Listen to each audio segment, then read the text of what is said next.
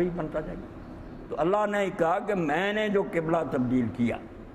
پہلے بھی مجھے پتا تھا کہ مسجد اقصیٰ تو بعد میں نے یہودیوں نے خواہ مخواہ قبلہ بنا لیا، کبھی دین میں نہیں آتا کہ اللہ نے کہا ہو کہ ادھر کو منہ کرو، کر لیا نا اس ضد سے کہ یہ اسماعیل علیہ السلام کی اولاد کا قبلہ ہے،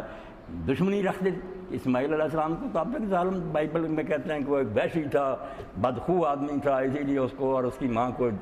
دیس نکالا دے دیا تھا ابراہیم علیہ السلام نے۔ حضرت حاجر اور اسماعیل کی توہین کرتے ہیں، بالکل ان کو نبی بھی نہیں مانتے۔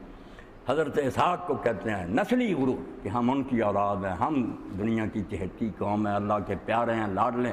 اس لیے یہودی کسی سے محبت نہیں کر سکتے۔ بالکل ان کی کتابیں بڑی ہیں، ان کی فقہ اور حدیثوں میں درج ہے تالمود میں کہ یہودی اپنا پکا ہوا کھانا غیر یہودیوں کی چھت کے نیچے بیٹھ کر کھا رہے تو خنزیر کھانے کے برابر، صرف چھت کے نیچے۔ کہتے ہیں یہ ملچ ہیں، ناپاک قوم ہے، تم پاکیزہ اور مقدس لوگ، ایسی ظالم قوم ہے۔ اسی لیے حضور کو نہیں مانا،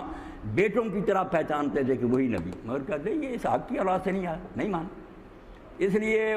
قبلہ تھا، مگر حضور کا طریقہ یہی تھا کہ جب تک نیا حکم نہیں آتا تھا جو اہل کتاب کرتے تھے اگر اس میں ظاہری برائی کوئی نہیں کرتے،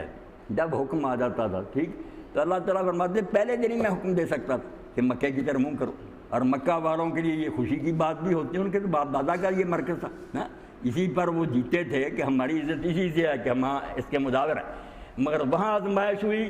کہ نہیں، باپ دادے کے پیچھے چل کر اگر لگ گیا تو یہ تو کام خراب ہوگا، ادھر روک کر،